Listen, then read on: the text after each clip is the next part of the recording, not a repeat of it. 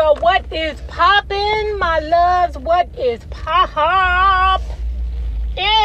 Y'all, I got a dilemma, and I said I was going to come to y'all and see what you all have to say about this. So I'm going to let it go to y'all first, my patron loves, and then I'm going to release it to the YouTube, right?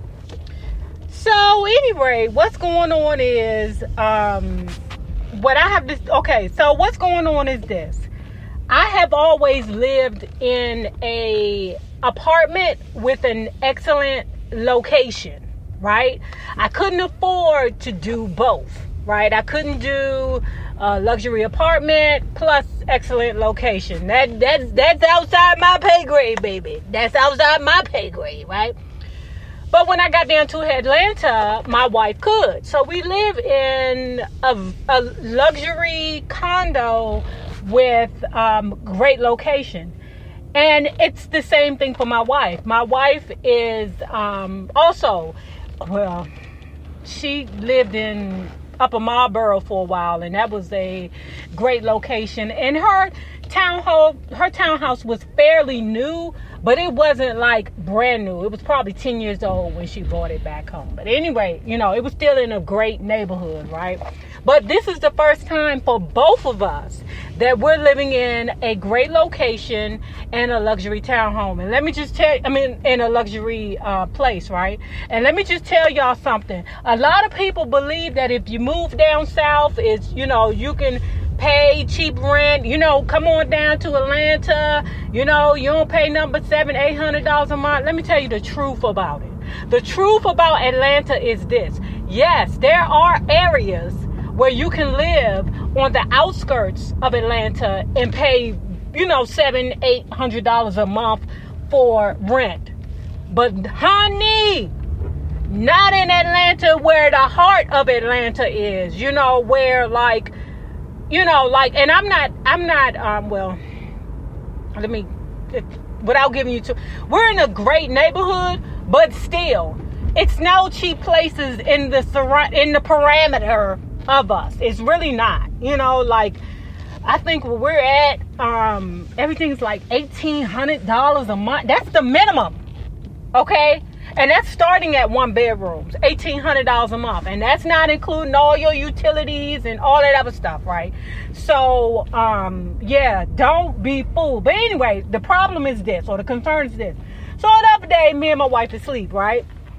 And then we hear the lady next to us, this lady, and I think she either sell vagina or she a flight attendant or something, but she's never home, right? I said, ooh, this hussy is a traveling hoe. As Maddie say, a traveling hoe. Turn your car, dum-dum.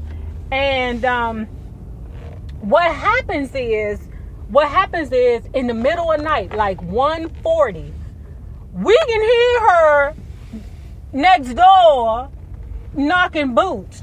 Now, I have never ever experienced anything like that. Now, I know that sometimes it gets good to you when you want to cry out to the Lord, or holler, your mama's name or something like that. I understand that, where it's been that good. But I've never seen or heard anything like this before in my life, where I'm like, wait a minute, it can't be this friggin' good. Now, what's funny is sometimes she's over there having jungle love. And then sometimes she's over there having, pixie dust love. You know what I'm saying? Because my wife only works on the weekends, and sometimes I would hear her like moaning and blah, blah, blah. But what's crazy about it is, y'all, I swear for Jesus, we've been here, or I've been here about 9-10 months. And it was always like a little moaning, here and there. But I'm mad because I'm like, wait a minute, anyway, I'll get into my wife, being a lunchbox, right? So, I would giggle about it. It was funny to me. I said, oh shit, the neighbor getting some, fuzz. The neighbor getting some hot, so Then, so I knew she was getting some love, but it was never that jungle love. You know what I'm saying?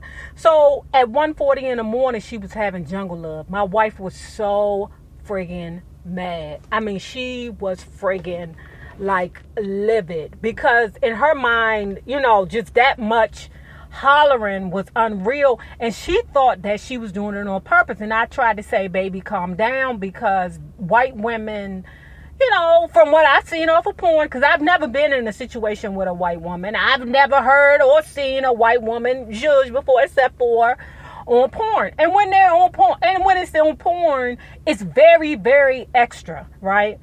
So to me, I'm like, okay, she been single the entire time we here. When I'm hearing the light moaning, the pixie dust moan, I'm thinking, okay, maybe she in there by herself, pixie dust moaning, But then it started becoming like excessive, to the point where, my wife started getting mad, because she's like, hold a minute. They was going like back to back, jungle love, back to back for like a week. And I was like trying to explain to my wife, listen, wife, this is what women do. I said, that must be a new dude. And she probably trying to screw his brains out so that he'll try to, lock her in or whatever. Because the tricks that, women play. Try to screw their brains out, screw them in the pool, in the backseat, on the roof, in the trees, underground, wherever it is that they want to screw. We will, in a movie theater, on a restaurant table, just wherever, on a Hyundai trunk, wherever, but, and I said, babe, I need you to like calm down. But the more I was telling her to calm down, the more it was jungle love. Then she started hearing like the guy, and he was like, I can't even do it. Like, it was two gorillas in the jungle making love. That's how bad it was. So she got even more madder. Me, the way that I looked at it was, baby, is human. I thought it was funny, because I was going to make fun of the girl. As soon as she stepped out the door, I was going to walk over to the girl and be like, oh, is that vagina okay over there? Because it sounded like he was hauling you the hell out over there, lady. Is that vagina okay? But my wife was like, no, this is ridiculous. I've lived in hoods and never experienced this. Very true, because my wife will live in a hood. But I've lived in hood and never experienced this. I said, look, now, look at you turning into a white woman again. Let me tell you something. My wife is she's fun. But when it's time to turn into a white woman, that bitch turn into Becky. Do you hear me? My wife does not play. All the ninja goes out the door. She is on point with her concerns, okay? So she went downstairs and she reported, and I was like, oh damn, baby, why would you do that? Because I look at it as, I just wouldn't do that. But that's part of the reason why people say that I'm very aggressive, because I have always been the type to just go to a person and be like, listen, this is my problem with you. I don't care who it is. I know that you can go to a supervisor. You're not supposed to go to your supervisor with your hands balled up. But I will go to a supervisor and be like, hey, this is my concern. How can we deal with this? Blah, blah, blah. Whereas other people just don't say nothing. No, I need you to know my concerns, because at least I told you. So if I flip out on time number 17, then you know why.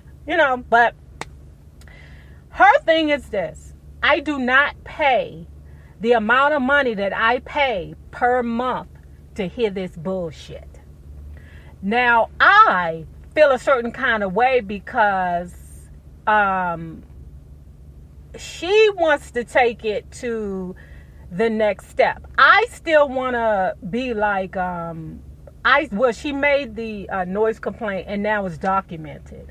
But I still want to say, hey, what's popping? But now that my wife that made the official complaint, now I have to, I don't know. Like, what would you do? That's what I'm asking you. Like, what would you do? How would you handle it? Would you, make the official complaint? Or would you, approach the situation one-on-one with the person? Me, I would approach the person one-on-one. But I do understand that my wife likes to handle things in accordance with what is, protocol, or what is proper, or, yada, yada, yada. So that's what I wanted to ask you guys. How do you feel about that situation? Because I'm just like, I don't know. But since that noise complaint happened, let's say that, we haven't heard the young lady and the gorilla at all, so I feel like at least she knows now that it's a concern. And I'm telling y'all, it's not like we're like petty eddies, because I'm saying it's funny to me. But when I got to the point, like, I think what enraged me is sometimes my mother-in-law comes stays with us. And if we was to have had company, the way that they was going at it, that shit would have been embarrassing. And there would have been nothing that they would have been able to do, or my wife would have been able to do, to keep me from knocking on that fucking door and asking that bitch what her problem is.